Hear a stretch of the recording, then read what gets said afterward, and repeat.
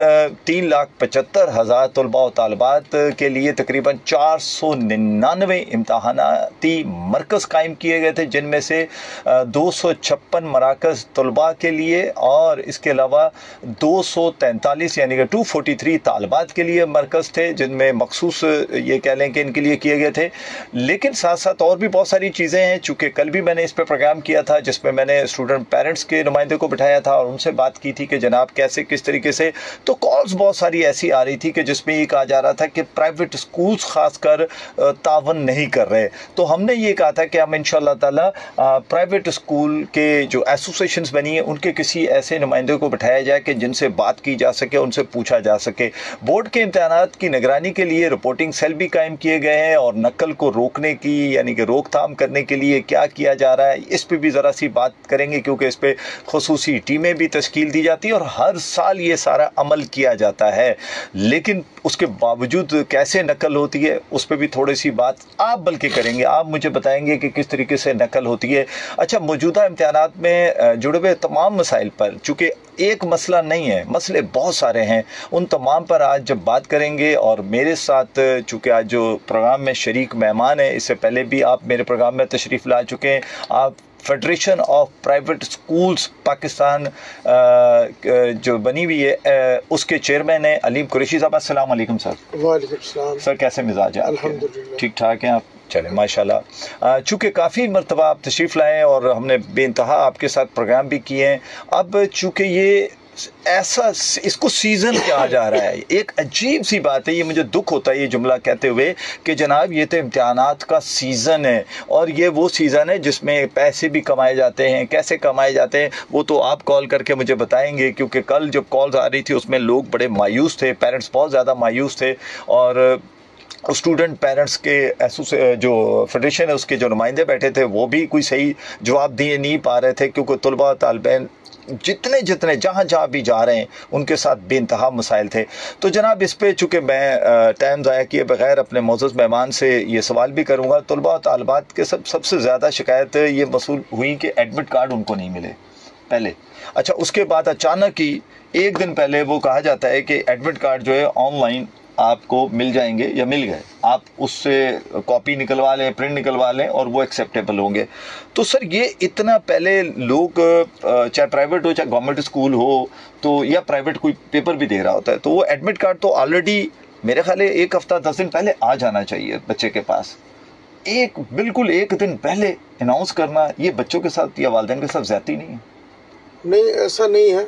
Board ने जो है वो एडमिट कार्ड जो है वो इस दफ़ा ऑनलाइन जो है ना पोर्टल पे भेजे। ये एक अच्छी कोशिश है और स्कूल्स ने खुद ही डाउनलोड किए, डाउनलोड करके पेरेंट्स को दिए। 2-3 दिन पहले जो है ना कहीं ऐसा हुआ होगा कि जो वो एडमिट कार्ड है वो लेट हुए। अलबत्ता जो मसला हुआ है वो सेंटर्स के अंदर हुआ है, सेंटर्स तब्दील हो गए बाज़ जगह। चलिए सर, मैं सेंटर पे तो मैं बाद में बात करता हूँ सर, उस पे तो आपके साथ मेरा होगा। आपका कहना है कि स्कूलों ने उन एडमिट कार्ड को डाउनलोड किया और उसका प्रिंट निकाल के दे दिया, यही कहना चाह रहे हैं ना आप? अच्छा, तो क्या उसके कुछ चार्जेस होते हैं कोई डाउनलोड करने के? नहीं होते हैं।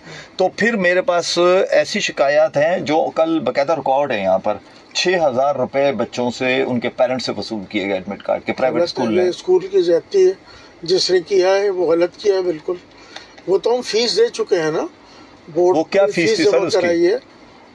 जो फीस बोर्ड ने हमसे चार्ज की है उसके अंदर एडमिट कार्ड भी होता है, उसमें जो है सब चीजें होती है। तो सर वो क्या फीस थी? कोई उसका कोई प्राइस तो होगी ना, कोई कीमत होती है कि जनाब इतनी ली जाती है, बोर्ड इतनी वसूल करता है। चले उसमें थोड़ी बहुत 200-300 ऊपर भी दे सकते हैं, कोई इशू नहीं है। तो कितनी होती है वो सर? 3,000 रुपये। 3,000 रुपये होती है। अच्छा, मेरे पास यहाँ ऐसा भी है कि गवर्नमेंट के जो बच्चे हैं उनके 300 रुपये वसूल किए गए। नहीं, गवर्नमेंट का तो नहीं कह सकता, गवर्नमेंट की तो फीस नहीं होती, वो तो फ्री होते हैं ना बच्चे। नहीं, वो एडमिट कार्ड के लिए जो जमा कराया फिर उनको मिला तो वो 300 रुपये में मिला था कल। कल ये भी मेरे पास है। तो सर ये इतना फ़र्क क्यों रखा हुआ है मैट्रिक बोर्ड ने कि एक बच्चा जो प्राइवेट स्कूल में पढ़ रहा है उससे 3,000 वसूल की जा रही है और एक सरकारी स्कूल में पढ़ रहा है तो बंद तो एक ही जगह रहा है एडमिट कार्ड? तो ये जो फीस वसूल की जा रही है तो ज़ाती हैसियत पे स्कूल कर रहा है ना। तो वैसे बोर्ड ने कितनी थोड़ी है, कहा है, बोर्ड की कितनी होगी अंदाजन? बोर्ड थोड़ी कहता है, बोर्ड ने तो अपनी एग्जामिनेशन फीस ली है। कितनी है वो? अभी बताया ना मैंने आपको, 3000 रुपए। जी जी। तो बस मकसद है कि वो 3000 रुपए है जो असल प्राइस जो कीमत है, तो उस पे चलो 200-400 रुपए ऊपर ले सकते हैं। उन्होंने अपना नुमाइंदा भी भेजना होता है, फॉर्म फिल किया, एग्री, इससे तो मेरा इख्तिलाफ नहीं है, लेकिन इससे ज्यादा वसूल करना तो ज्यादती नहीं है सर? ये स्कूल की ज्यादती है जनाब, बिल्कुल सही फरमा रहे हैं। और मुझे पता है कि नकल के मामले पे भी अभी इनसे बात करेंगे, क्योंकि मुझे पता है कि जितने दुखी अलीम कुरैशी साहब नकल के मामले में होते हैं, बल्कि मैंने उनको बहुत ज़्यादा इस्तराब पे देखा आज से 2 साल पहले भी, और बल्कि मैं क्या कहूँ कि इन्होंने उसकी वजह से काफ़ी परेशानी भी गुजारी, लेकिन ये नकल के ख़िलाफ़ डटे रहे। उस पर भी हम ज़रूर बात करेंगे। लेकिन चूँकि अच्छा सर, एक चीज़ और मैं आपसे पूछना चाहूँगा। डेफिनेटली आप फेडरेशन है, आप तो पूरे पाकिस्तान को देख रहे हैं, लेकिन सिंध में, खासकर शहर कराची में, बड़ा शहर है, मेगा शहर है, इतना बड़ा सिटी है सर, लोड शेडिंग हो रही है, बच्चे गर्मी में। जी हाँ, हमारे चेयरमैन जो बोर्ड ऑफ सेकेंडरी एजुकेशन के हैं, उन्होंने डायरेक्टिव दी थी कि एससी को खत लिखे थे कि एग्जाम हो रहे हैं और इसके अंदर जो है वो आप लोड शेडिंग ना करें। बिल्कुल। हमारे जो जनरल सेक्रेटरी डिस्ट्रिक्ट सेंट्रल के, उन्होंने डिस्ट्रिक्ट सेंट्रल और एक और डिस्ट्रिक्ट में बाकायदा वो यूसी चेयरमैन भी हैं, तो उन्होंने भी अपने तौर पे खतूत लिखे हैं कि एससी को, लेकिन वो लोड शेडिंग फिर भी जारी है। हब्स है, गर्मी है, उस गर्मी के अंदर बच्चे एग्जाम दे रहे हैं, लेकिन बोर्ड के चेयरमैन ने जो है लेटर्स लिखे थे केसी को। तो सर खत तो लिखे सर, अमल नहीं हुआ। अमल नहीं हो तो वो केसी को करना है ना अमल। नहीं सर, लेकिन बोर्ड का चेयरमैन कोई छोटी चीज़ तो नहीं है ना। वो हुकूमत सिंध को लिखे और के इलेक्ट्रिक के खिलाफ कम से कम इकदाम करे ना, कोई एक्शन लेना चाहिए। बल्कि मैं तो समझता हूँ कि जो प्राइवेट जितनी भी एसोसिएशन बनी, उन तमाम को अपने तौर पर खतूत ना सिर्फ के इलेक्ट्रिक को लिखने चाहिए, बल्कि सीसी करना चाहिए चीफ मिनिस्टर साहब को भी, और बल्कि सरदार साहब तो इसमें बहुत ज़्यादा काम करते हैं, उनको लिखना चाहिए कि इतनी बड़ी ज्यादती शहर कराची के बच्चों के साथ हो रही है। बल्कि शहर कराची के नहीं, अंदरूनी सिंध में भी, गाँव देहात में भी जो हो रहे हैं, उनका भी बुरा हाल है। वहां पर भी बिजली नहीं है लाइट। तो सब, लेकिन आपको मालूम है कि वापडा हो या केएससी हो, ये किसी को खातिर में नहीं लेके आते ना।